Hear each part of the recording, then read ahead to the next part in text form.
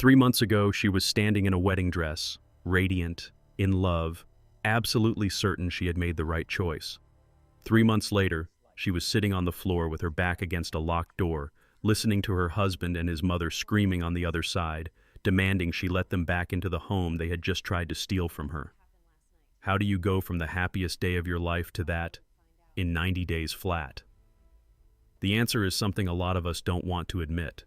Sometimes love blinds us to the blueprint. The warning signs were always there. The mother-in-law who asked for more wedding money in public, the bank card handed over a month after the honeymoon, the late-night phone call she overheard. What's hers will eventually be ours anyway. Jessica had explained it all away. Until the afternoon, she couldn't anymore. And when she finally stopped making excuses, when she stood up, smiled, and fired back with a single question that turned the entire scheme back on itself, everything changed. This is a story about the moment a woman stopped being naive and started being dangerous in the best possible way. If this moved you, share it, leave a comment, subscribe to the channel, and let someone who needs to hear this find it through you. This content was manually researched, developed, and edited by our team with the intention of delivering meaningful stories and real-life lessons to our audience. It felt like a prayer answered. When my son, Brian, married Jessica, with her family's spacious, half-empty townhouse, it seemed like a sign. I pictured it all so clearly. My husband finally on a single floor for his knees, my daughter Linda and her boy with a safe place to land. So when we stood in that grand living room, planning our new life together, I felt a deep, calming sense of rightness. Her silence when she walked in felt like a chill wind. "Upstairs for you and Dad," Brian had said, gesturing with such pride, "and Linda can have the downstairs suite." He was being a good son, a good brother. He was taking care of his family the way a man should. I saw a provider in that moment, not a boy. Jessica's tears were so confusing. This was a generous, sensible solution for everyone. She came in with a tray of drinks just as we were sorting out the last details. My heart swelled, thinking how she was already playing the hostess to her new family.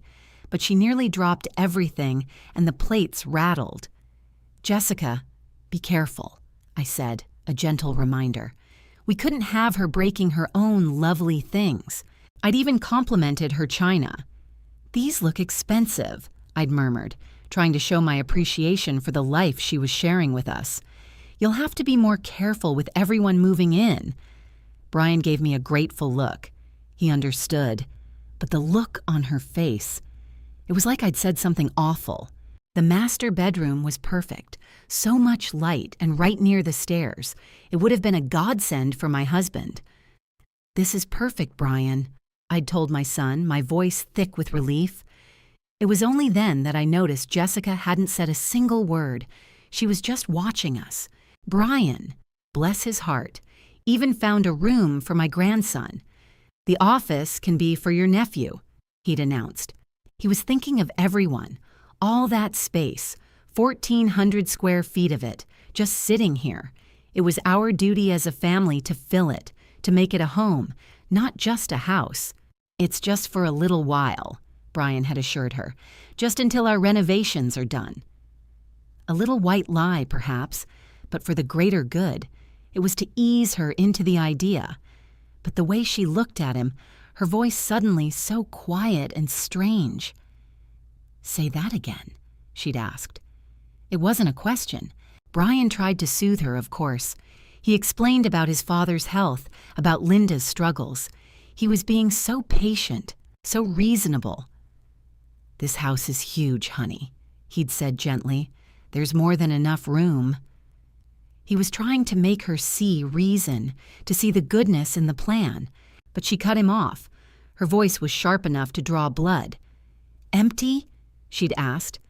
The disrespect was breathtaking. I had to intervene. "Jessica, what is that tone?" A wife should support her husband, not undermine him in front of his mother. "His family is your family now," I told her, trying to bridge the gap I felt widening between us. It was the simple truth, but in her eyes, I saw 3 months of warmth curdle into suspicion. All my friendly questions about her family, my interest in her life, She was twisting it into something ugly.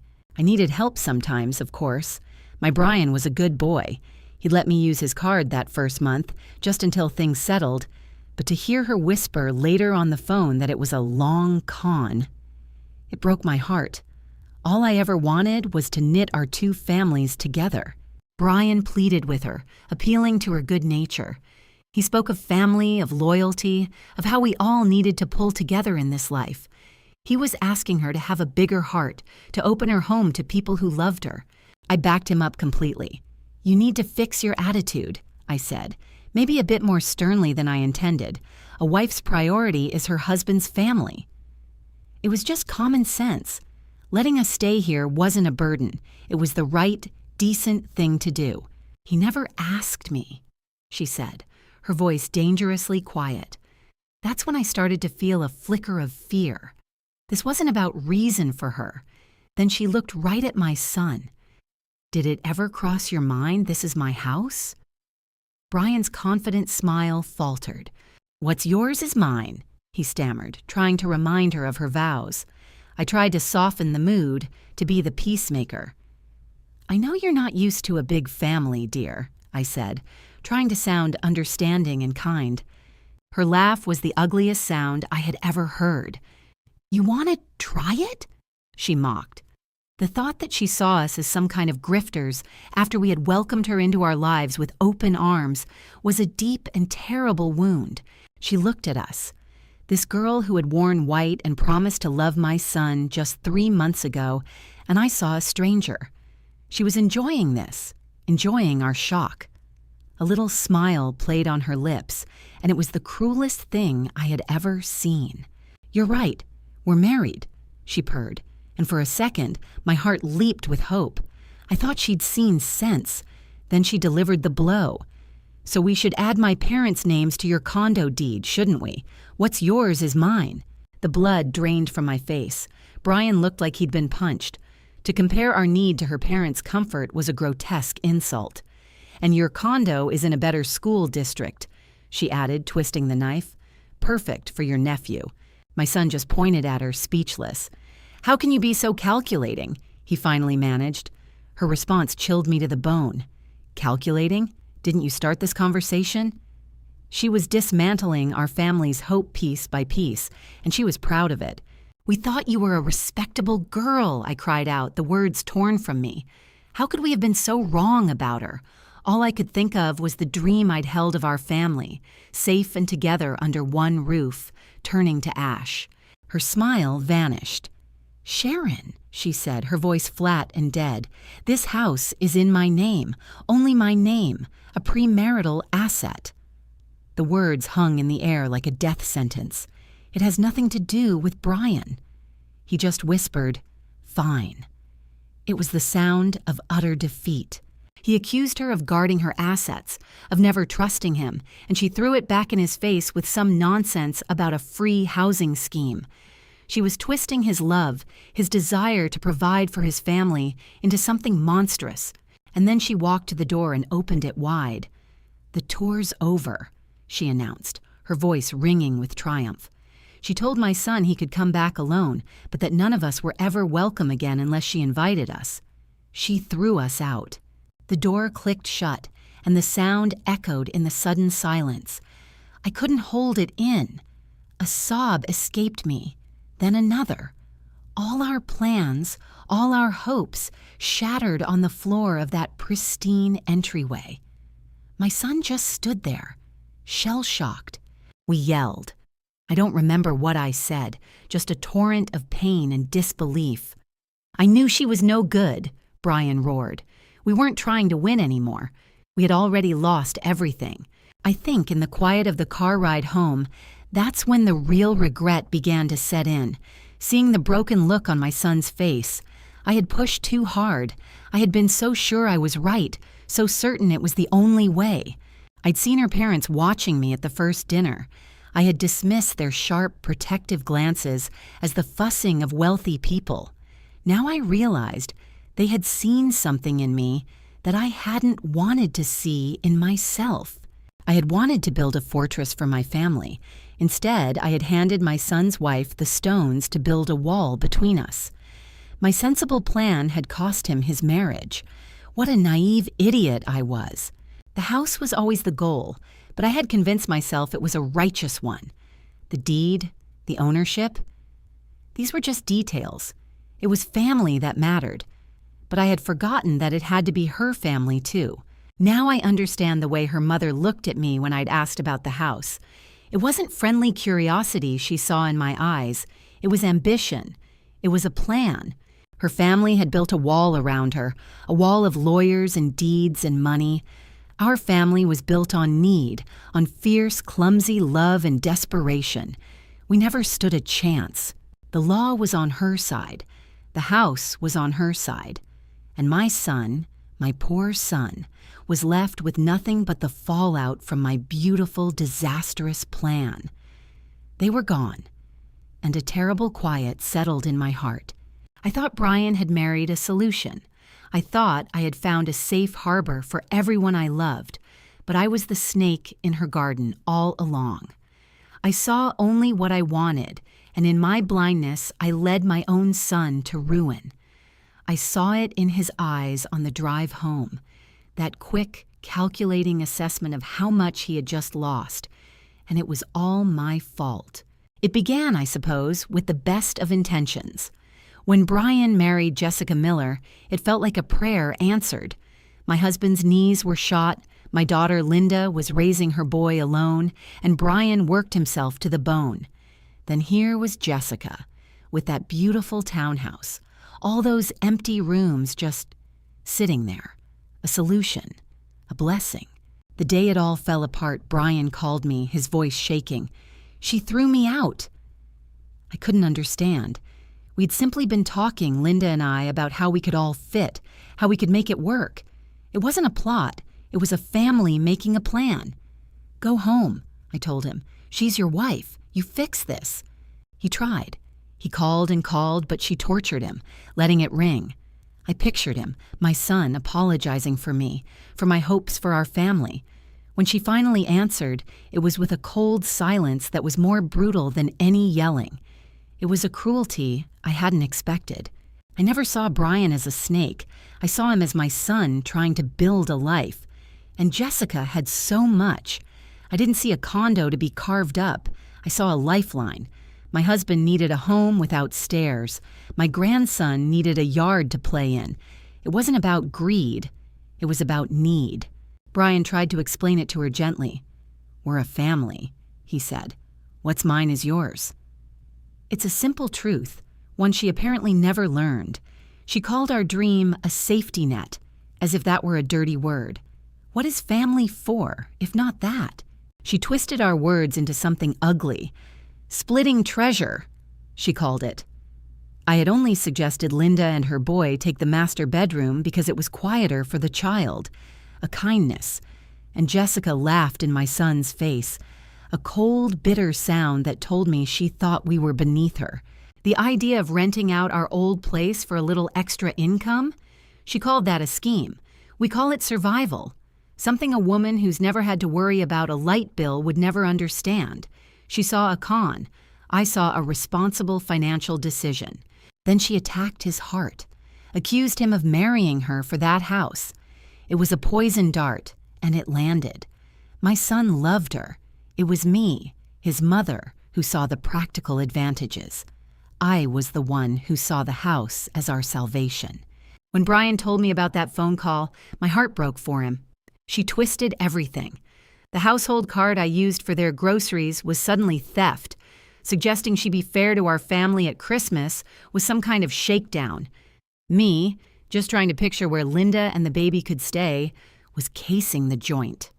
He tried to explain the simple truth, that I was helping them build a future, that her family could afford to be generous, and for that, she asked for a divorce. Just like that. He said her voice was like ice. My boy was in shock, called her crazy. What else could he say when his whole world was being torn apart over nothing? Colonize my home, she said to him. Such a hateful phrase. We weren't invading, we were trying to belong. She acted as if our presence would somehow displace her own parents. We just wanted to share in the abundance. It was an abundance she hoarded. After he hung up, defeated, he just looked at me. "She thinks I'm a leech, Mom."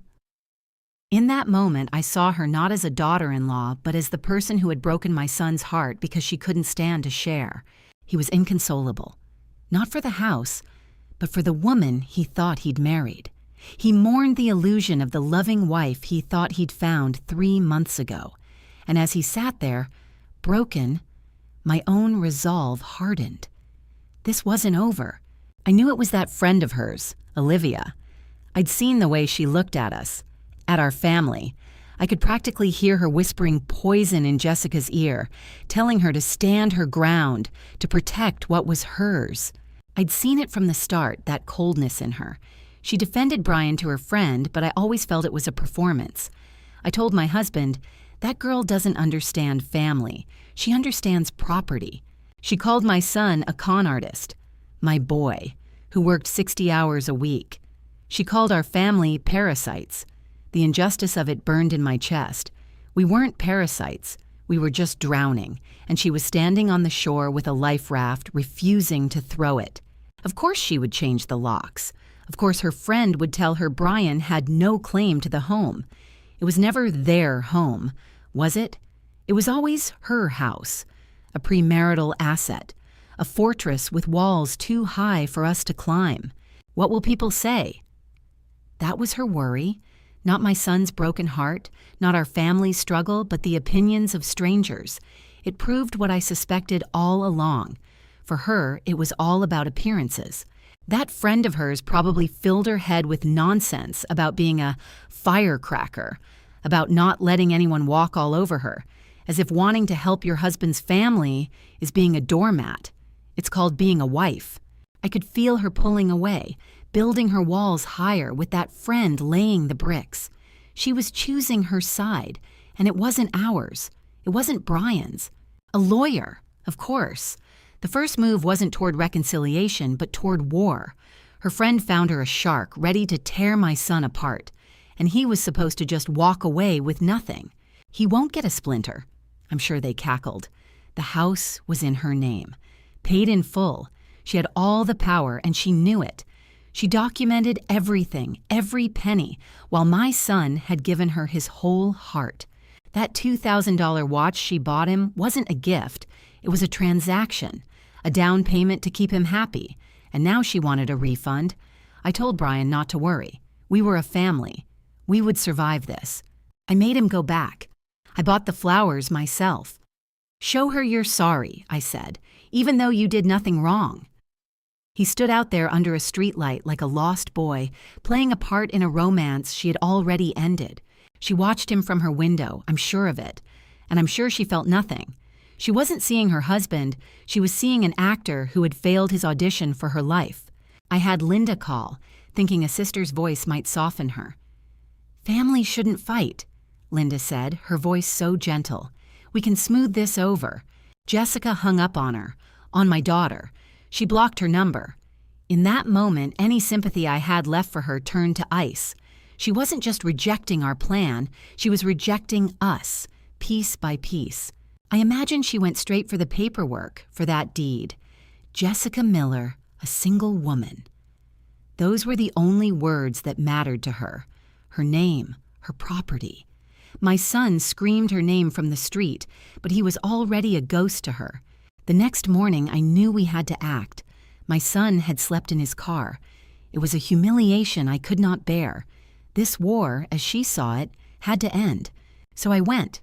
I took Linda, and I took little Kevin, a grandmother, a mother, and a child, a family.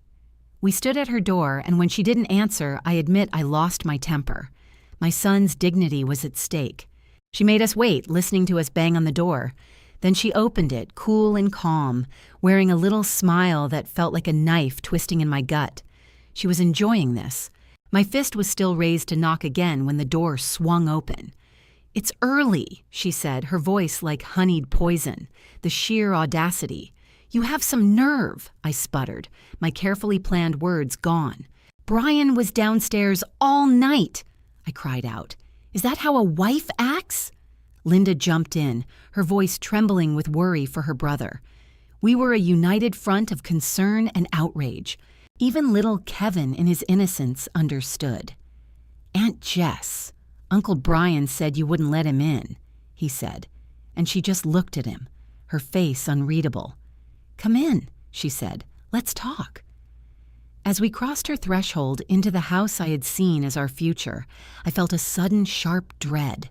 This wasn't a conversation, it was a sentencing, and I knew, with a certainty that chilled me to the bone, that I had already lost.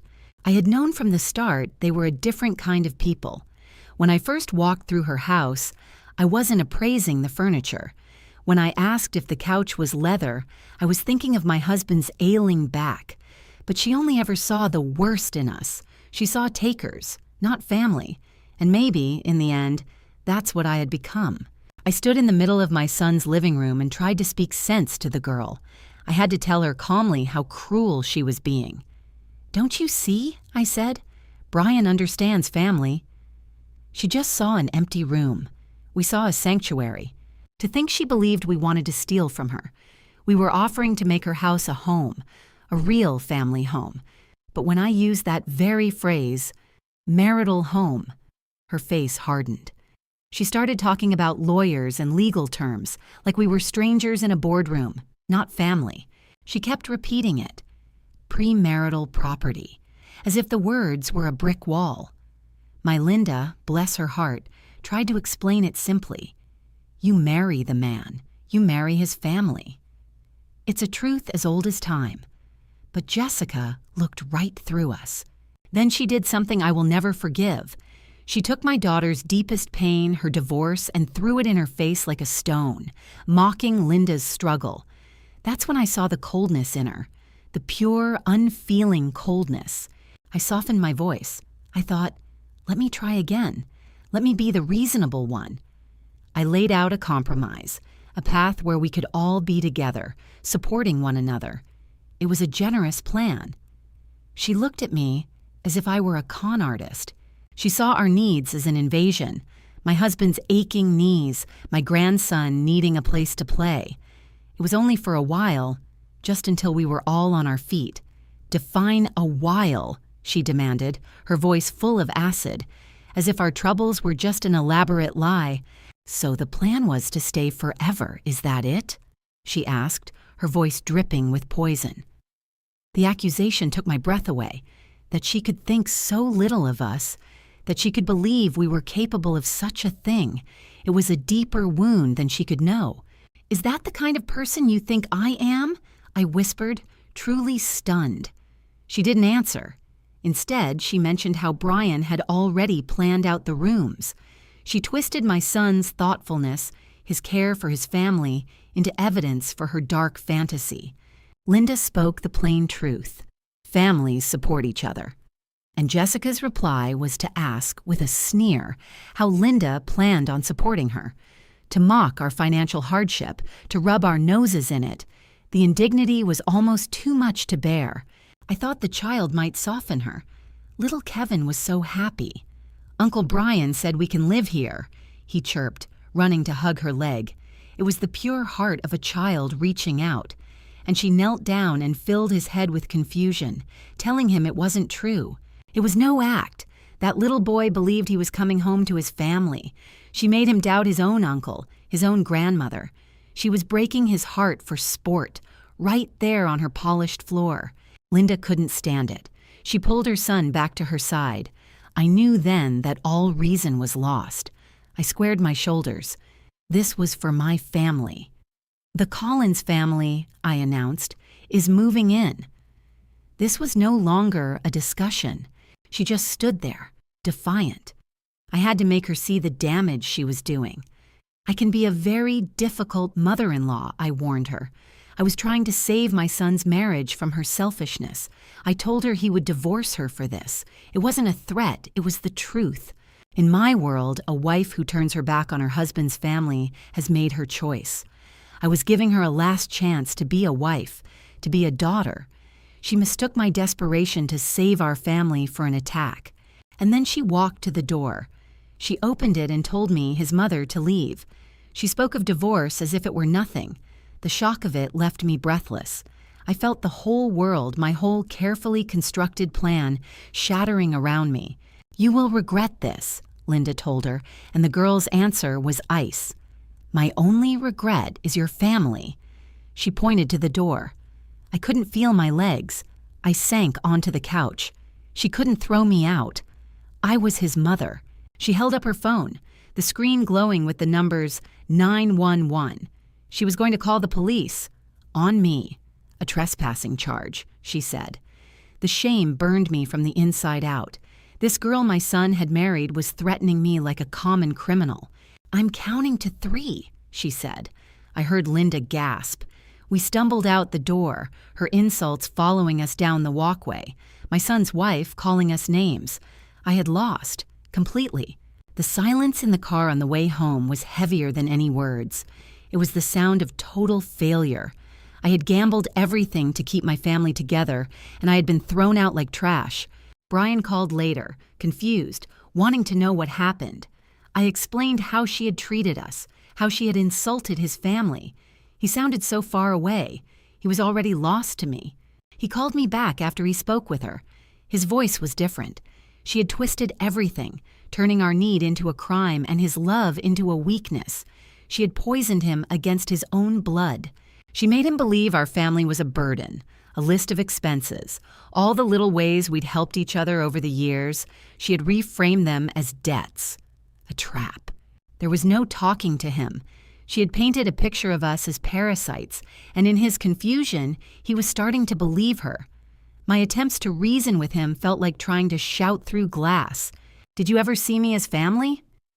I can imagine her asking him, playing the victim, when from the very first day all we ever tried to do was welcome her into ours, to make her one of us. She listed every dollar, every meal, every bit of help we'd ever needed. She turned love into an invoice. She presented a bill for being part of a family. A gold bracelet I wore with pride, a gift from my son and his new wife, she counted it against me. It wasn't a gift, it was leverage. Every memory was tainted. I can almost hear her asking him, "What am I to you?" As if she were the wronged party. After she had thrown his mother out of his home and threatened her with prison. The audacity. When he spoke to me again, his voice was hollow. He told me it was over, that she had made her choice, but it felt like he had made his too. He had to choose between his family, who needed him, and this woman who would only have him if he was completely alone. And he chose her. My last-ditch effort had failed. He told me she had laughed at the idea of being his wife anymore, laughed at our pain. She had all the power, all the money, all the house. And now, she had my son. He said she gave him one day to abandon his family or lose her. It was no choice at all. It was an execution. She had won. She had cut him out of our family like a surgeon. My phone didn't ring again. That night, I sat in the dark and understood. I had gone there that morning to bring my family together, and in my desperate, clumsy way, I had handed my son's wife the scissors to cut us apart for good, and I alone have to live with that. I imagine her calling her friend, painting me as a monster. The story she must have told, full of lies and half-truths, with me as the villain who appeared out of nowhere to ruin her perfect life. She would have cried, of course. She would have described our reasonable plan as an ambush. She would have twisted my son's love for his family into a weakness, a failing she had to endure. I'm sure her friend told her she was right, that we were con artists, that our family's needs were just a grift. They would have congratulated each other on seeing through our pathetic little plan. I can see them plotting, 2 against 1 little family, changing the locks, packing his bags, erasing him, erasing us from her perfect, empty house. Every move calculated to humiliate. And of course, a lawyer. Because that is what you do when you see family as an opponent. You don't talk, you don't forgive, you hire a shark to finish the kill. A rescue mission, she probably called it. It began with a frantic call from Brian. He sounded breathless, saying, "Mom, she changed the locks." I felt a cold knot tighten in my stomach. Just like that? After all our planning, all our hopes for a real family unit, she just locks her own husband out? Then he told me her parents were there. Of course they were. The Millers, with their quiet money and their perfect lives, swooping in to whisper poison in their daughter's ear. I knew they never thought our Brian was good enough for their little princess. My husband George overheard, his face set like stone. He grabbed his keys and said, "I'm going over there." He just wanted to be the man of the family, to smooth things over, to remind that girl of her commitment. He wasn't looking for a fight. I waited by the phone, my hands shaking. I'd told George, "Just make her understand, we're a family, we take care of each other." He was just trying to keep us all together, to find a solution that worked for everyone. It was the sensible thing to do. When he came back hours later, his face was ashen. He told me they'd treated him like a criminal. He said Jessica's father just sat there judging him. They twisted every word, every good intention, into something ugly and greedy. George said the girl accused him, accused us, of using her, as if wanting to be close to support our children under one roof was some kind of crime. They called Brian a leech, my son. They threw that word at my son. We never understood the kind of people the Millers were. We thought they were just comfortable. We didn't realize they were the type to count every penny and see family obligations as a hostile takeover. They raised their daughter to be cold. Brian told me she'd said he didn't marry her. He married her townhouse. I had to sit down. How could a woman say something so cruel to her own husband? The boy loves her.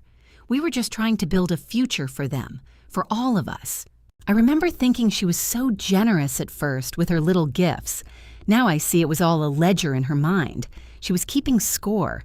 Every kind gesture we accepted was, to her, another piece of evidence for her case against us. The next thing we knew, lawyers were involved. A strategy, Brian said they called it. A strategy to dismantle my son's marriage and protect her precious property. My husband was beside himself with fury and shame. Brian wanted to go back, to fix it. George went with him for support. He even bought a fruit basket, a silly, hopeful gesture, a peace offering. He told me, "I'll make this right, Sharon." But they were walking into an ambush. It wasn't a discussion, it was an interrogation. They laughed at my husband's peace offering, laughed, as if trying to be decent was something to be mocked.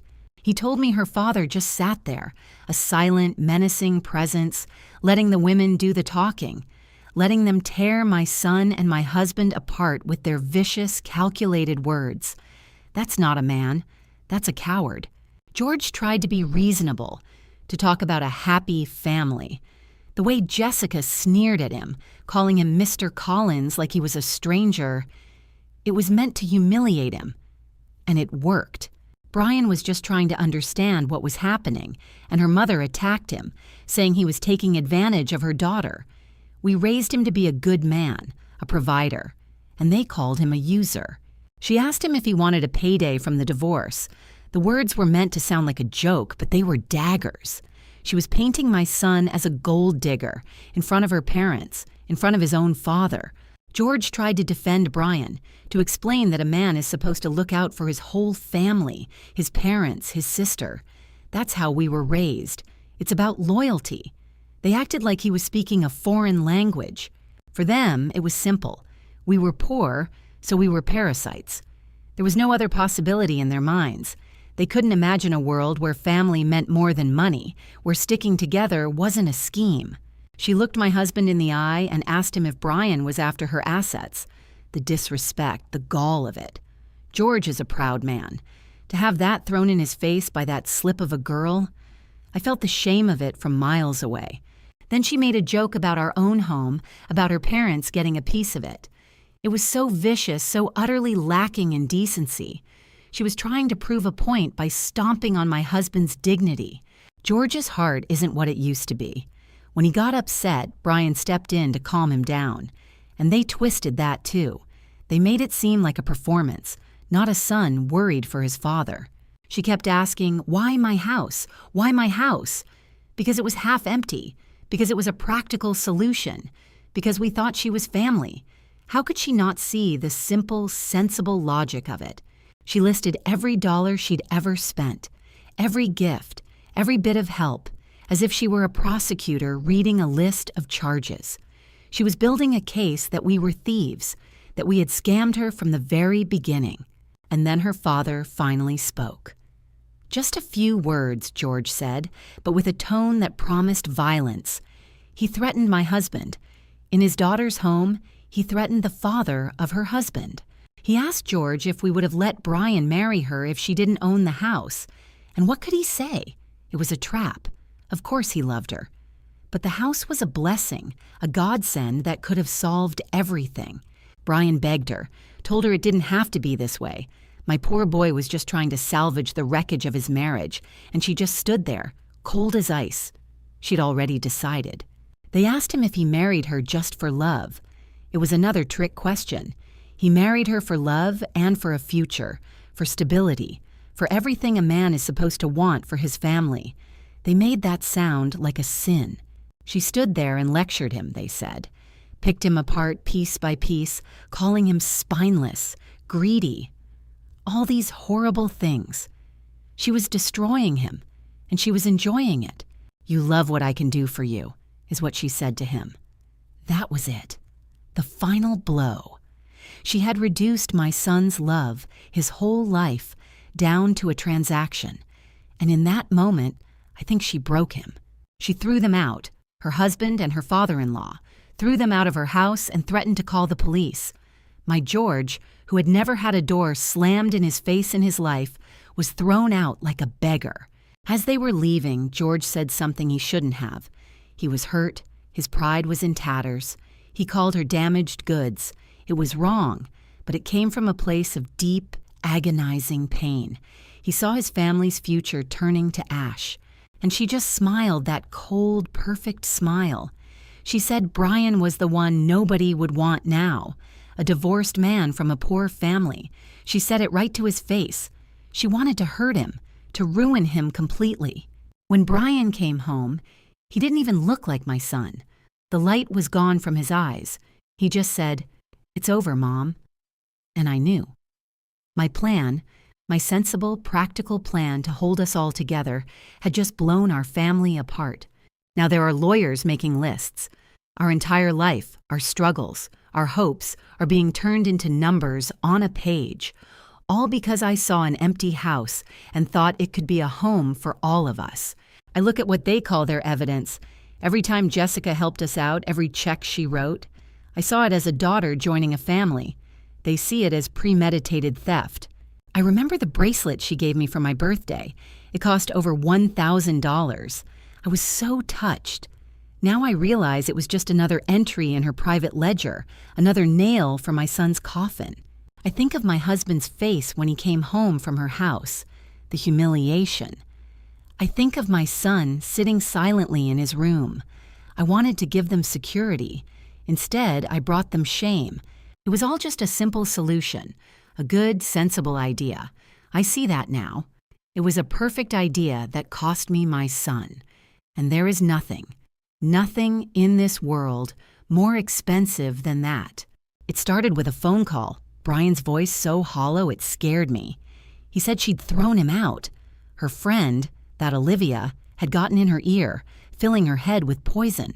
All we ever did was try to be a family, a real family who leans on each other. But Jessica came from different stock, where everything is counted and locked away. Brian was just trying to bridge that gap. Untouchable. That's what her property was. And that's what she was. Untouched by want, by struggle, by the messy, desperate love of a family just trying to hold on. The parasite wasn't us. It was the loneliness she was bringing into my son's life. How could she call it a scam? My husband could barely walk up the stairs. It was a daughter helping her new family, the way it's supposed to be. It was support. It felt like she was spitting on us, on our struggles. It was never about her money. It was about her heart, which was clearly made of stone.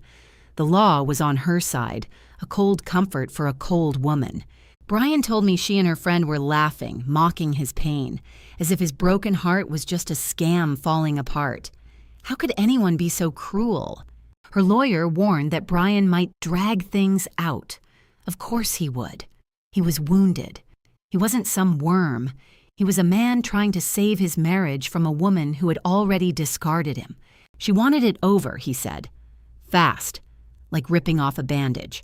She was erasing him, erasing us, with a formal letter that felt like a slap in the face. I can just imagine that Olivia telling her it was a good move. Humiliate him, she probably said. Send the letter to his job. Shame him in front of everyone. It was needlessly vicious, and she wouldn't even leave the house while he gathered his things. She called it her house. It was supposed to be their home, a place for family. She made it perfectly clear we were not welcome. She was making a stand on her property while my son was being displaced. I told him to hold his head high. She could have the locks, the doors, the empty rooms. We had each other. Brian knew she wouldn't listen to reason. He wanted to try one last time, to beg, to bargain, whatever it took. I told him to be ready for her to be cruel. He said he was. It broke my heart. She had her father, her friend, her lawyers, her front line, and what did my Brian have? Just us, his family, who she was treating like dirt. He showed me the texts he sent. They were full of remorse, of love. He took all the blame, even for my wanting to be closer. Her only reply, he said, was to block his number. I love you, he wrote to her. He was pouring his heart out, and that Olivia was probably telling her love doesn't come with family responsibilities. What nonsense. Love is sacrifice. We were just asking her to share a little. He bought roses, a huge, beautiful bouquet. He went to their home, her house, I guess, to try one last time. He just wanted to see her, to talk without lawyers. She wouldn't even let him in. He stood on the curb like a stranger, holding those flowers, just trying to fix the mess she and her friend had made. He told me later she took one look at the flowers and said, no. Just like that. Cold. Said they wouldn't fix anything. My boy was offering an olive branch, and she snapped it in two. He reached for her hand just to feel a connection, and she snatched it away. He apologized for suggesting we move in. He was taking my idea, my dream of keeping us together, and blaming himself for it. Is that it? She asked him, her voice like ice. She twisted everything, making his desire to help his family sound like some kind of crime. She made him feel ashamed for loving us. He just wanted to go inside, to talk in their home, but she cut him down.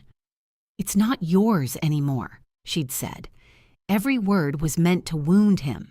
She'd already changed the locks, packed his things like he was some tenant being evicted. And when he asked if she ever loved him at all, she laughed. She actually laughed at his pain. Then she threw every argument, every moment of frustration back in his face. She called our family's honest emotion bullying. She saw his last-ditch attempt to win her back as a trick. You think I'm an idiot? She asked him. An idiot for what? For loving a man who loved his family? He tried to remind her of the good times, and she twisted those memories too. She turned his love into a ledger. Every kind gesture had a price tag. Breakfast for his sister's tuition, a ride for his father's medicine. She saw family care as a transaction. It's the ugliest thing I've ever heard. I'm done paying, she told him. Paying for what? For being part of a family? That's when I knew she'd never been one of us. Her heart was a calculator. And then, the final threat. The lawyer's letter was on its way. She wanted to be strangers. After all he had given her, all he had hoped for, she was throwing him away like garbage. A lawyer? He said, his voice cracking. He was terrified. She had all the power, all the money, and she was using it to crush him. She told him he'd pushed her there. It was a lie. Her own selfishness pushed her. Her last threat was the cruelest. She would ruin his reputation at work. Tell everyone he was a thief. It was a lie designed to destroy him completely, just so she could get her way. He finally broke. Fine, he whispered. He just left. He came home to me and he just crumpled. We sat in the dark for a long time, and I knew this wasn't over. You don't do that to my son. After 2 days of Brian just sitting in silence, I couldn't take it anymore. This wasn't right. I called Linda. "We're going to talk to her," I said, woman to woman. This was a family matter, not something for lawyers. We just wanted to make her see reason. We went to her apartment to talk, to plead with her not to destroy our family. We weren't screaming. We were emotional. We were trying to save her marriage, our son. I remembered how she'd looked at our simple family heirlooms with a polite little smile that didn't reach her eyes. She never understood us, never understood what it meant to stick together. But she wouldn't even open the door. She just hid inside while we knocked. We could hear her on the phone. Linda called her a witch, and maybe she was right. She was putting a spell on our Brian, and we had to break it. Linda might have banged on the door a little hard. She was upset, seeing her brother in so much pain. We just wanted her to open up, to face us. But she treated us like we were monsters. Then we heard the building manager yelling. He'd called the police on us, on me, a 60-year-old woman, and my daughter, all for trying to speak to our own daughter-in-law. The humiliation burned. She yelled through the door that we were thieves, thieves. After all she had, we were the ones being robbed of our son, of our family's future. It was pure madness. I just wanted her to be calm, to talk to us. Then security showed up, treating us like intruders. I tried to explain I was her mother-in-law. It didn't matter. To them, we were the problem. The threat of the police finally made us leave. We were escorted out of the building like criminals. It was the most shameful moment of my life. My heart was broken for my son. As we left, I told her it wasn't over. I meant the marriage wasn't, that we wouldn't give up on her, on them. I got home and saw the rage in Brian's eyes. I had failed. I had only made it worse. That's when Brian called her. He was a different person, his voice hard. "My mother gets emotional," he told her. "I can't control her." He was trying to use my pain, my humiliation to get through to her. He asked her for compensation, for his pain, $50,000. It wasn't blackmail, it was a desperate attempt to make her see the value of what she was throwing away, and she just laughed, a cold, empty sound. He told her he wouldn't sign otherwise, that we would keep trying to talk to her. It was a clumsy, foolish threat, born from absolute despair, from watching his mother be treated like a criminal. He tried to explain that she had the power, the reputation, but she just called him shameless. And in that moment, hearing my son reduced to this, I realized I had gone too far. I had pushed him into this corner. I had broken him. It was Brian who made the call, but my words were in his mouth. "So we're still family," he'd said, trying to sound light. $50,000, that's all we're asking. He had to be firm, I told him. "You know how upset we are. Your father, Linda." It wasn't a threat, it was the truth. It was a plea for her to see reason. I'd told him, an appeal to her conscience, that's all. Older people feel things so deeply. A little drama, a little family pressure. That's how you settle things. But she recorded it. It never occurred to me she would turn a family matter into this, a weapon. She called my son a monster, my Brian, for asking for what was fair after she'd made promises she wouldn't keep. $50,000 to soothe the wounds, to help with his father's knees, to give Linda's boy a little breathing room. Was that really so monstrous? Security handled it, she'd told him, cold as ice. And then her friend got involved, screaming about lawyers. A lawyer for a family dispute? It was a slap in the face. It was her family's money talking, turning a simple disagreement into a legal battlefield, a restraining order, against her own husband, against us. They were painting us as criminals, trying to humiliate us. This wasn't about a letter. It was about dignity, our dignity. And she was trying to strip it away from us with legal papers. He asked for compensation, a perfectly reasonable word, and she called it something ugly. I know I should have told Brian to record her too, but who thinks of such things? We thought we were dealing with family, not an adversary gathering evidence. Of course she ran home to her father. She was never strong enough to stand on her own. He listened, silent and judging, and then he pulled her strings. "Come home," he'd said. He was never going to let her be a true part of our family. He was just waiting for his chance to pull her back.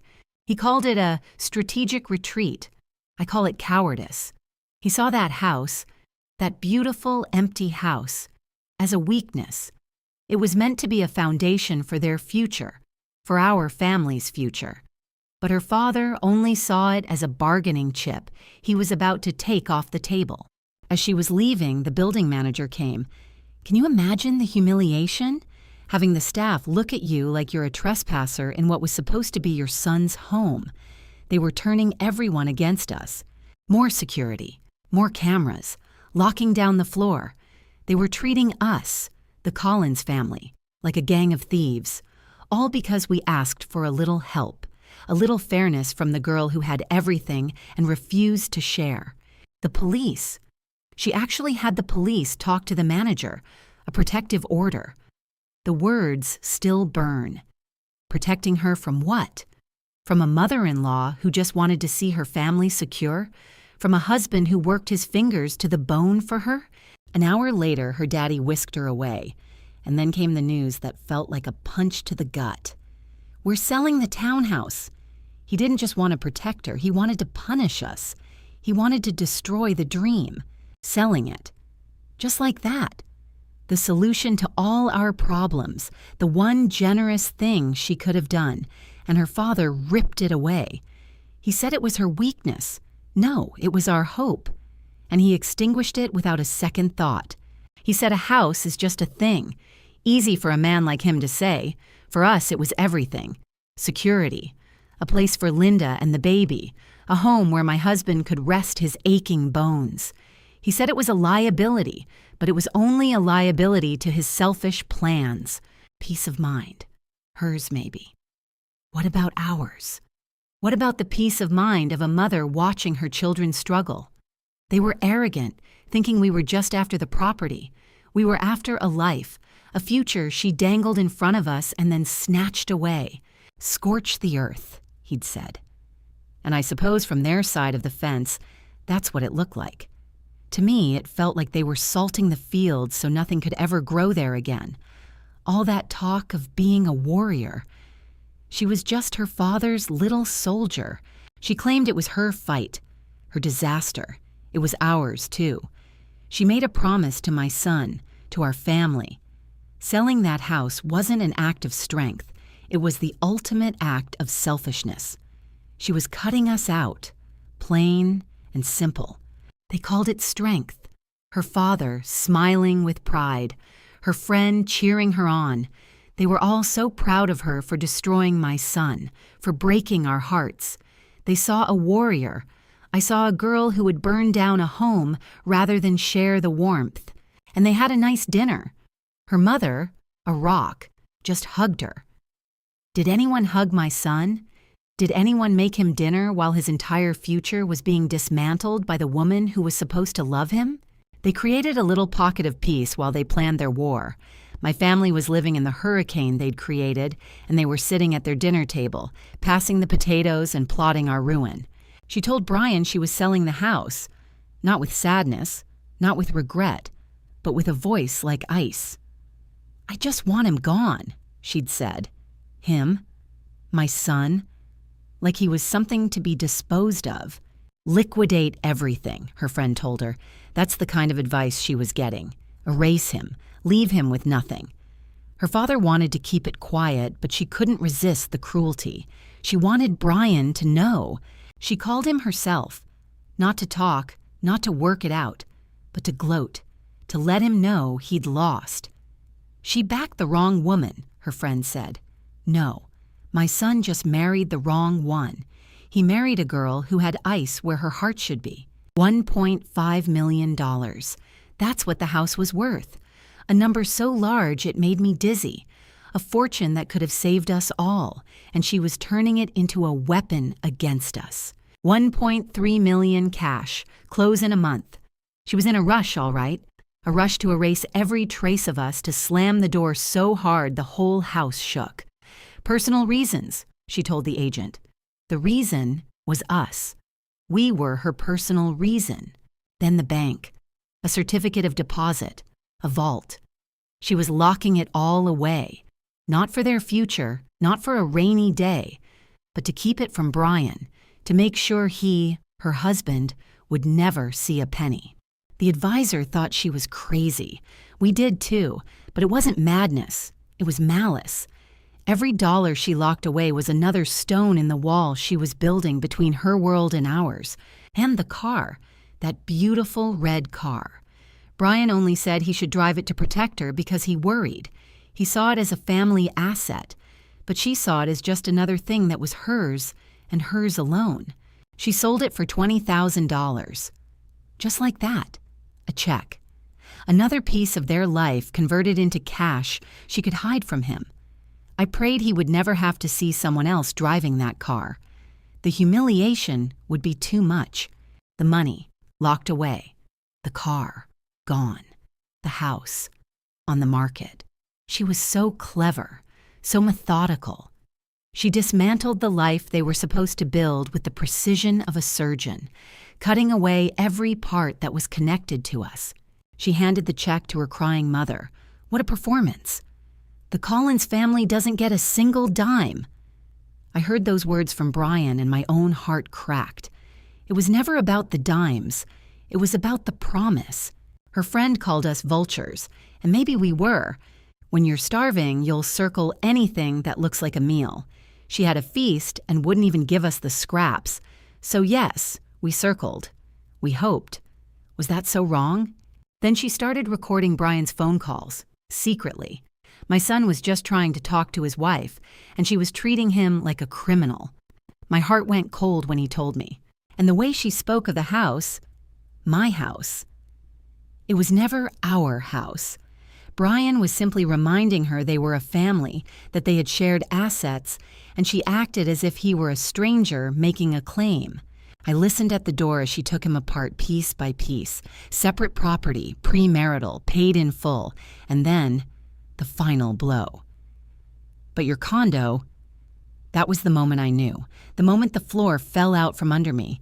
She wasn't just leaving. She was coming for him, for what little he had.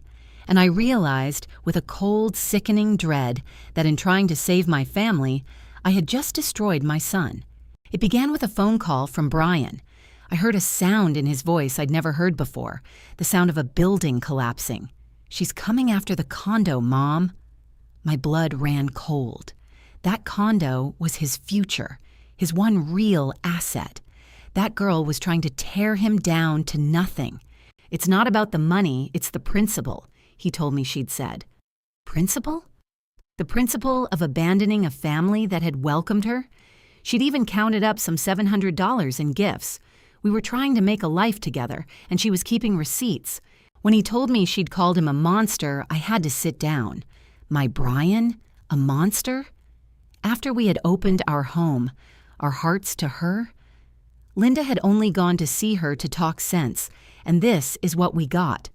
All I could hear over the phone was my son's broken breathing.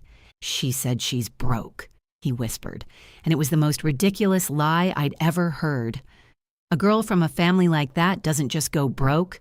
It was a trick, a cruel way to get out of her obligations, to leave my son with nothing. It was a tactic, and a cowardly one at that. He hung up, utterly defeated. Of course, he called her back a little while later. I told him to. A man has to try.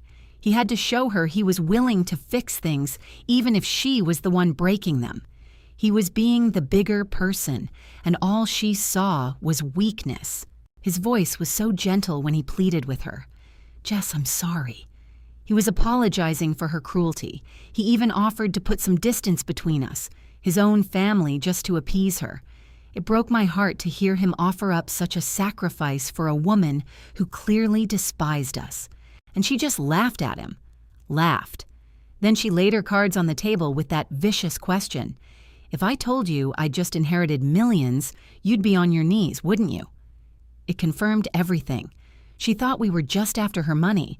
The disrespect was staggering. That's when I called Linda. "She's trying to ruin him," I said, my voice shaking with a quiet rage. "We have to do something."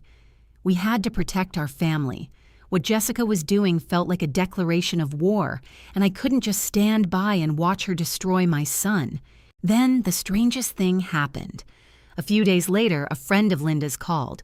She'd heard a rumor that Jessica had made a terrible investment, lost everything, was selling her house and car. It didn't make any sense. "A piggy bank?" Linda scoffed over the phone. "She's the one trying to break Brian's." The rumor felt like another one of her games, crying poverty to make us look greedy. We weren't the ones who had a half-empty townhouse while my husband's knees were giving out. We were just trying to get by. "Let's find out what's true," I told Linda. "Just call her, be nice, offer our support." If she was truly in trouble, well, family is family. But if she was lying, we deserved to know. I couldn't shake the feeling that she was trying to trash Brian's reputation. What if people believe her? Linda worried. "Let them," I said, my resolve hardening. "A woman who abandons her husband and then claims poverty to get out of a fair settlement? Who do you think looks worse in the end?" We were in the right. I was sure of it. We didn't know then that she was playing a completely different game. We thought we were dealing with a family matter, a painful divorce. We had no idea she was liquidating her assets, preparing for a life that didn't include any of us. We were fighting for scraps while she was cashing in a fortune. It all happened so fast. One day she was Brian's wife. The next she was a tragic figure all over town. Linda's friends said the stories were heartbreaking. Financial ruin, drowning in debt. It seemed everyone had heard, and everyone was taking her side. So Linda called her just to extend an olive branch. Her voice was full of concern. "Jessica, I heard about your little problem," she said. "You know, you should have been more careful." She was just trying to offer some sisterly advice, woman to woman. Jessica's response was laughter. She told Linda she found our concern funny. Our family was falling apart. My son was devastated, and she found it all amusing. It was then I realized she wasn't just leaving. She was enjoying our pain. The trap wasn't hers. It was ours, and we were already caught.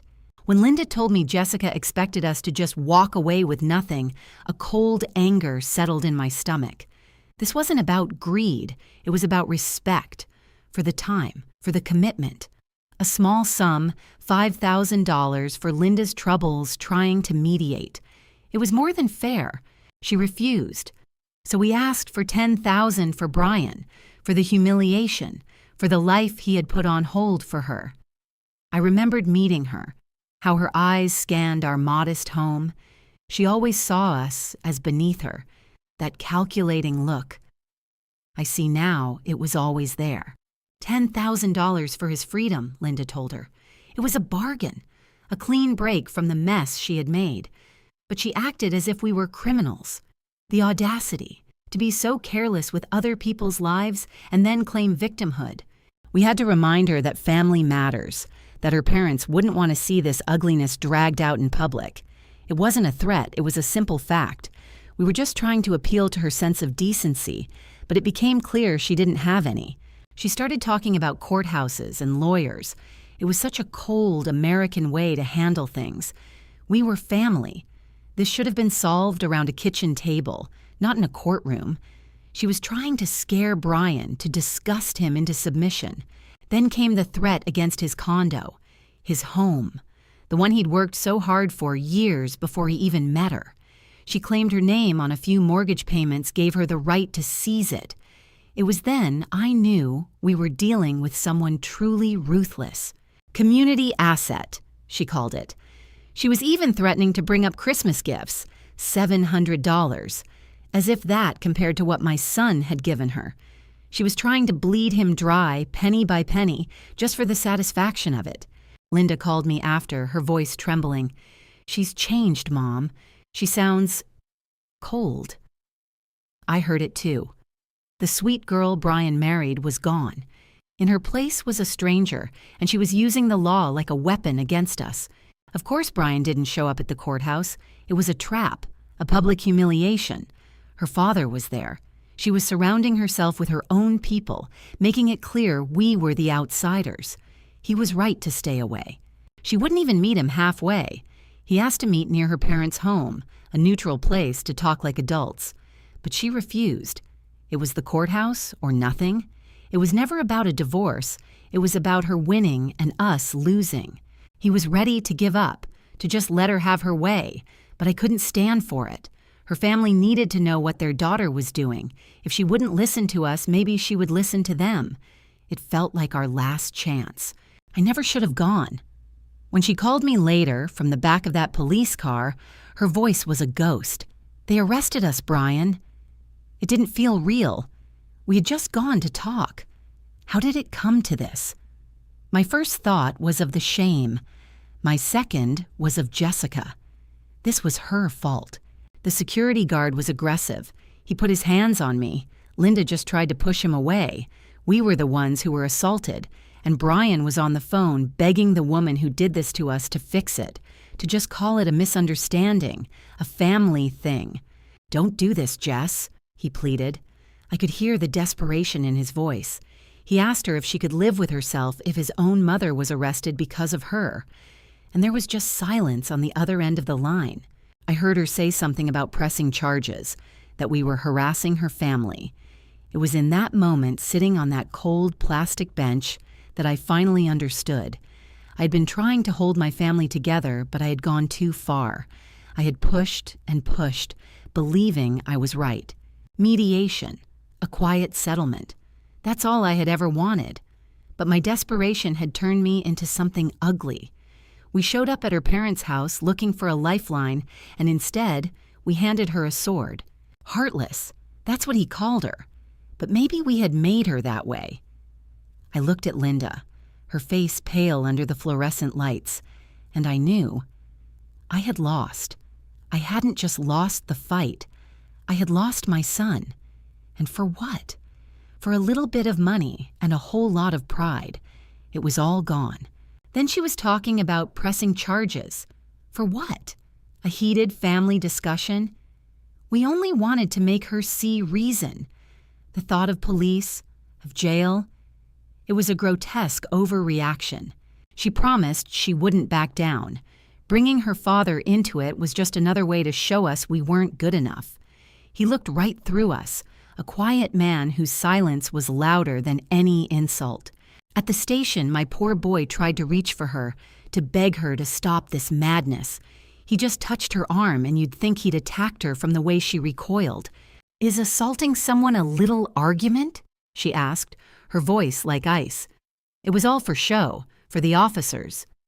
Her father stood behind her, a silent wall of judgment, making us feel so small. Her father walked past Brian like he was invisible. That cut my son deeper than any scream could have. Inside, we sat, and that guard milked his little injury for all it was worth. "I'm Jessica Miller," she announced as if we didn't know. Then she said it. "Former mother-in-law." That word, former, hung in the air and took the breath from my lungs. She was erasing us. "I will not mediate," she said. "Families talk. They don't need lawyers and police." Something inside me snapped. A viper, that's what she was, turning my own son's life into this public spectacle. My Linda began to weep, real, terrified tears for her mother. Jessica was trying to put me in jail, all because we had hoped she would be part of our family. She told the officer we'd harassed her. We just wanted to talk. This whole thing, it felt like a trap we had walked straight into. A misunderstanding twisted into a crime. The guard, of course, sided with them, mentioned cameras. Of course there were cameras. It was a performance, and we were the designated villains. Then they said the word detention. My vision swam. Linda was pleading, terrified, and why wouldn't she be? Her family was being threatened by this cold, unfeeling girl. Jessica just stared at us. "I warned you," she said, as if her warning made this right. As if trying to hold your family together was a crime that deserved a warning. She weaponized Linda's child against her. The cruelty was breathtaking. I wasn't putting on a show. I truly felt my life was over. All I had worked for was turning to ash. I lunged at the wall because the pain was too much to hold inside, but it changed nothing. 5 to 10 days, the officer said. The number just echoed in the silence. That's when my son, my brave, loving son, fell to his knees for me, for his sister. He put all his pride aside to save us from the nightmare she had created. He hit his head on that filthy floor, begging, and she looked down on him, her question so cold, so perfect in its cruelty. She wasn't just leaving him, she was trying to break his spirit. Then she pulled out the divorce papers, already prepared. It was never a marriage, it was a strategy. And we had lost. That was it. The whole world went quiet. He signed it, gave up everything for me, and her terms, a restraining order. She wanted a guarantee we'd stay away, as if we were animals. Making us pay for the guard was the final humiliation. She knew we didn't have money. It wasn't about justice. It was about twisting the knife. We had a permanent record, marked, that $200 was grocery money, but we paid it. They lectured us like children before letting us go. She spoke to Brian like he was an employee. Tomorrow, 9 in the morning. No kindness. I watched my son just nod, all the fight gone out of him. Don't be late, she told him. He just looked at the floor. He called her name one last time, his voice so small. He asked if she was really in that much debt. A lie. It was all a beautiful, terrible lie. Yes, she said. And then came the words that I will hear for the rest of my life. That's my problem now, and you're not. In that moment, I realized what I had done. I hadn't lost a house. I had lost my son. After tomorrow, we're strangers, she said. My desperate plan to bring my family together had ended with my son being cast out, a stranger. She walked away, and I felt everything I'd fought for crumble to dust. Later, I would wonder if she and her father laughed about it, if they called us leeches. The shame of it is a fire that will never go out. He went the next morning and signed the papers. It was over. He told me he said he was sorry, one last time. He even told her he loved her, my son trying to find some small piece of good in the wreckage. But she wouldn't allow it. You tainted the word, she told him. She didn't just want a divorce. She wanted to rewrite history, to erase any memory of love. He came home that day, but the son I knew was gone. And she celebrated. She went out to celebrate her victory. I looked at my family, shattered and silent, and I finally understood. In my desperate attempt to be their savior, I had become their ruin. She ran right back to her father, of course. He was waiting, ready to scoop her up. They probably celebrated talking about the poor, grasping family she'd escaped. It was the ultimate humiliation. We weren't trying to be parasites. We were trying to be a family. But they never saw us as good enough. And while my son was trying to call her, begging to understand, she just turned off her phone. Slept for 2 days, they said, as if he were nothing, as if our hopes for them were nothing. I heard she called my son dead weight, my Brian. All he ever did was work hard for her. That's the part that still keeps me up at night. Then, on Monday, it was like we never existed. She put on a fancy suit and red lipstick and went back to her important job. Her mother was surprised, but I wasn't. It was so clear. We were just a messy chapter she was happy to close. And in closing it, she took my son, and I realized I had lost everything. It started with the little things. When she traded the beautiful Audi my Brian had bought her for some beat-up little Toyota, she called it independence. I saw it for what it was.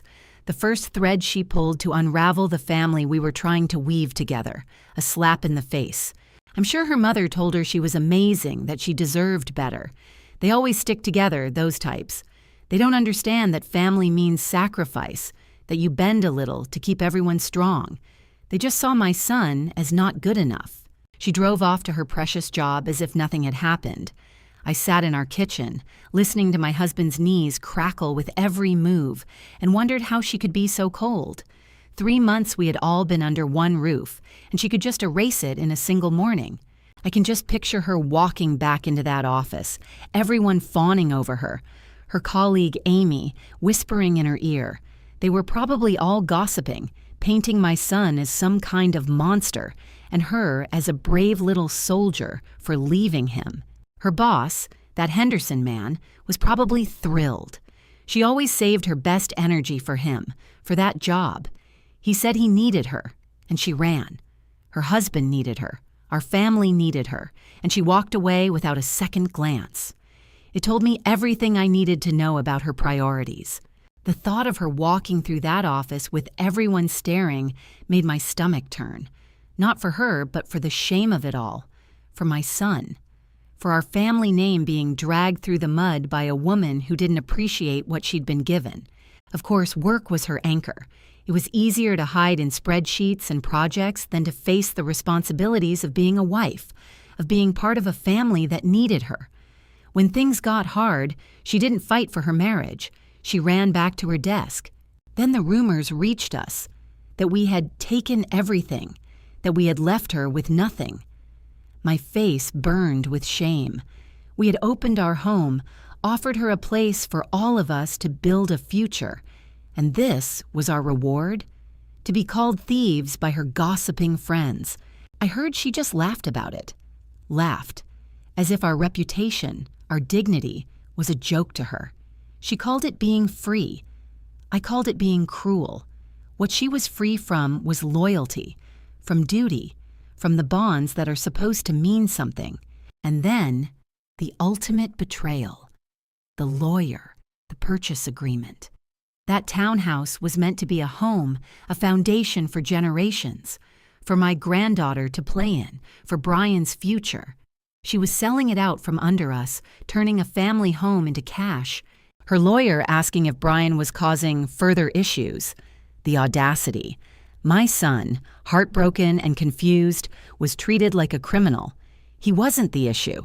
The issue was a promise being broken, a future being dismantled without a care. I imagine she wasted no time. A woman like that from a family like that always has a backup plan. She was probably lining up new men before the door was even closed, proving our family was just a temporary stop for her. You have to move fast in this world. That's just a fact of life. She wasn't getting any younger, but to hear she was already entertaining offers, it just confirmed that her heart was never really with my son. He was just a chapter she was eager to finish. It was clear her life with us meant nothing. A new man, a new life, all arranged before the ink was even dry on the divorce papers. We were just a mistake she was correcting as quickly as possible, and she didn't care who she hurt in the process. I'm sure she thought she was above it all. Too good for us, and too good to be seen as a divorced woman on the market.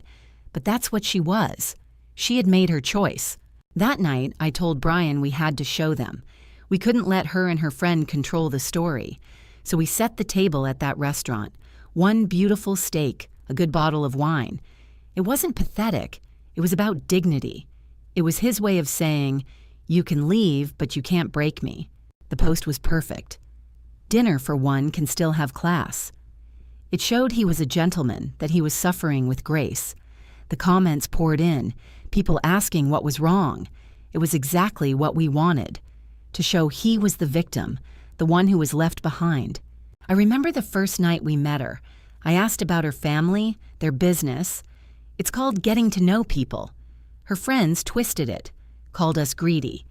We were just trying to understand the world she came from, the world we were trying to join with hers, the lies she must have told them, that we wanted her to sell the townhouse for Brian's startup, a complete distortion. We wanted to use the home's value to build a future for both of them, an investment in their life together, but she spun it to make us sound like villains. Her mother and her friends, all whispering in her ear, "Call a lawyer. Get out." Not once did they say, "Work on your marriage. Try to understand."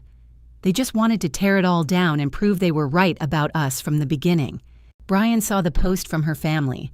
They bought a cake to celebrate the destruction of my son's marriage. What kind of people do that? They danced on the grave of his happiness. It was the cruelest thing I had ever seen. A cake for her new life, as if the life she was supposed to have with my son was a prison she'd escaped from. We had tried to give her everything, a family to care for her, and they celebrated as she threw it all back in our faces.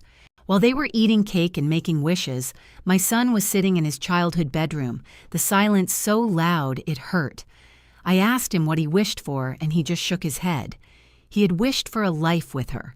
She was Jessica Miller first. That much was clear. She was never going to be a Collins. She was never going to understand that a family name means more than a signature on a bank account. It means you belong to each other. Then came the attack. We never saw it coming. Her friend Olivia, the one who always looked at us with such disdain, decided to take her revenge in public for everyone to see. A grid of 9 photos, the caption about her fresh start, and the comments, I couldn't breathe. Mama's boy. Family of freeloaders. Our private pain became a public spectacle. They humiliated us. They took a family struggle and turned it into cheap gossip. I helped Brian write that last text. I told him, "Son, you have to explain. Make her see the pressure we were under, that it all came from a good place." It was his last hope, a final plea for her to understand. Every word was from his heart. He wasn't blaming us, he was explaining us. Explaining that everything I did, everything I pushed for, was because I love my family and I just wanted to keep us all safe and together. It wasn't manipulation, it was the truth. She replied with 2 words, "Message received," and then she blocked him. The silence from his phone was like a verdict, guilty. I looked at my son's face and the hope had finally drained out of it. And for the first time, a cold dread began to creep into my heart. The next day was the closing, the end of the line, the final signature that would erase the last piece of the future I had planned. Brian said he had to go, that he had to try one last time. He didn't go there to intimidate her. He went to beg. He put his hand on that contract to stop time, to get one more second to make her remember what they'd promised each other. But when he came home that night, empty-handed, and I saw the absolute defeat in his eyes, I finally understood. My plan hadn't held our family together. It had blown it apart, and I had lost my son. He told me her lawyer was just cold, all business. Brian only wanted to remember their home, but she had already turned it into a property. Then he tried to warn them, a foolish, desperate little joke. They just laughed at his pain, laughed right in his face. It was cruel. She had him thrown out. Her freedom was signed on a piece of paper, dismissing my son's heart. He warned her she'd feel the loss. I prayed he was right. Then she told her friend about the money, all that money. She never thought of the girl she was, only the warrior she had to become. Against us. A text message. I'm a rich bitch now. Such ugly words, celebrating our family's ruin with expensive champagne, the callousness of it all. And then, of course, the gossip started. She couldn't wait to hear it, I'm sure. Another way to kick him when he was down. My Brian trying to find his footing, trying to move on. And they were all watching him, picking him apart, judging his every move. He was just looking for someone who understood a man's drive. She twisted it, making him sound like a user. She was painting a monster. Good, she said. Just one word, the final nail. She poured wine to celebrate his erasure, while I was left with the pieces of my son. They went to the most expensive place they could find. She was lighter, she said. Of course she was. She'd shed the burden of family. She saw his dating profile. A self-made entrepreneur. He has dreams, you know. But she just laughed. That sound was the price of our hope. $1.35 million. That's what our son's future was worth to her. She called us trash. We just wanted to be a family. Arm in arm, walking into the night, already looking for his replacement, as if he were nothing, as if we were nothing. Best friends. Hiding bodies, burying trash. That's what she called it. That's what she called my son, my boy. All he wanted was stability, a partner to build with. Is that a crime? But she twisted his words, making him a villain for wanting a home. She called him pathetic. Her calmness wasn't strength, it was ice. How can you not be angry when a family is falling apart? A celebratory dinner, with the lawyer who helped her do it. How could she? It felt like they were dancing on our family's grave. She looked like herself again. I suppose she did, without the responsibility of a husband, a family that needed her, free and clear. Then they whispered about me, said I was spewing crap. I was just trying to make people understand what they had done to us. And my Linda, my poor daughter, her own marriage crumbling. It felt like a curse, like Jessica's coldness was contagious. That lawyer, so smug, talking about what goes around comes around. It felt like a threat, a judgment on us for trying to survive. The law, he said, not karma, just cold, hard rules that don't care about a man's heart or a mother's fear. He made it all sound so simple. He called her sharp, decisive. I saw it as something else entirely, something hard and unforgiving. He admired her for breaking my son's heart so efficiently. Courage, he called it. The courage to walk away in 3 months. It wasn't courage, it was impatience. It was abandonment. And now he's her friend, offering free advice. The circle was complete, them against us. I felt so utterly alone. She saw him, with another girl. A gentleman, she said. He was always a gentleman. That's my Brian. He was just trying to be happy. And she felt nothing. She told her friend that. Blank space. After everything, all the promises, he was a stranger. That was the deepest cut of all. That's when I knew we had truly lost. Not to a fight, but to indifference. She had her safe place to land. My son was still falling. She went back home, to her childhood room, to a life where we never existed, a shrine to a past that had no room for our future. Her mother rebuilt her old world photo by photo, and as Jessica fell into her mother's arms, I realized I had pushed my own son away, right into this disaster. It was all my fault. People forget what family means. It's about holding each other up. With my husband's knees giving out and Linda struggling alone with her boy, Brian marrying that girl, Jessica, felt like a blessing, a practical one. That beautiful townhouse of hers, mostly empty. It was just common sense. We weren't trying to take anything. We were trying to build a life together, to ease everyone's burdens. A family is supposed to be a team. She had a good heart, I thought. Just a little naive, sheltered by her parents' money. I believed that once she understood our struggles, she would see the logic, that she would want to help. I remember the night we brought our things over. It wasn't an invasion, it was a joining, a celebration. I picked out the master bedroom because, as the matriarch, I needed a quiet place to manage the household. It was a gesture of responsibility. Brian tried to explain it to her, how we could all support each other now, how Tim, my other son, could finally have a stable place. He put his arm around her, speaking of our home, and her face just shuddered. I saw the change. This coldness came over her. I'd seen it before in people who only think of themselves. She looked at my son, her husband, as if he were a stranger, a parasite. The things she said. I've tried to block them out. She called us con artists.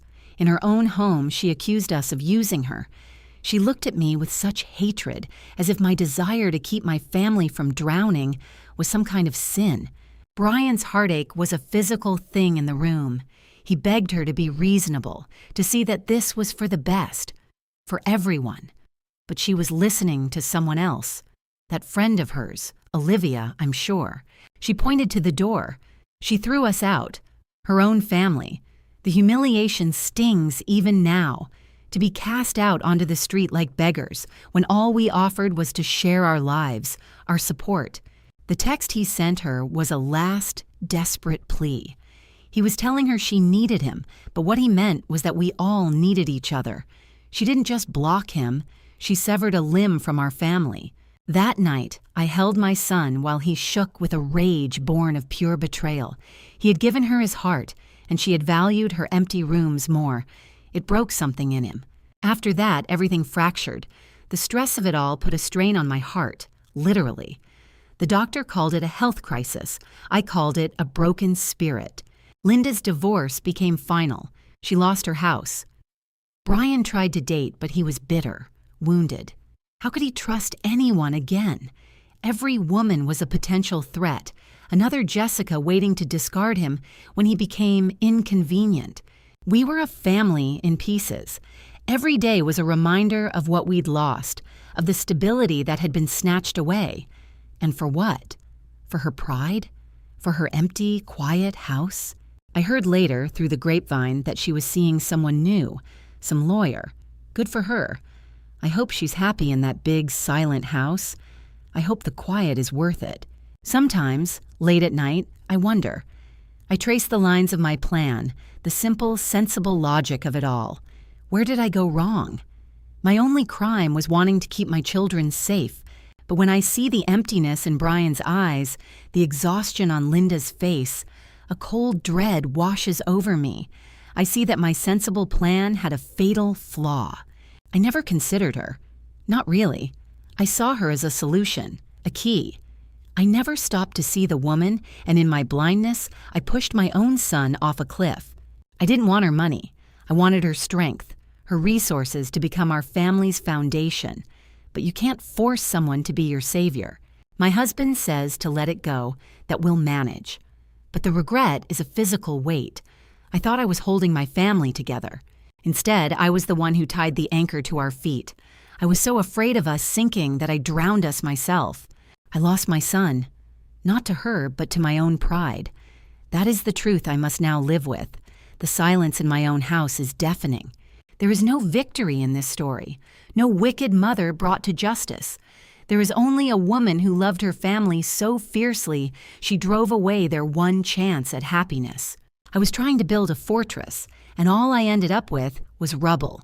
Every choice felt so reasonable at the time, so necessary. But looking back now, I see the wreckage, and I see my own hand on the detonator. It's a terrible thing to realize you have become the monster in your own story. And all you're left with is the quiet and the crushing, unbearable weight of what you've done.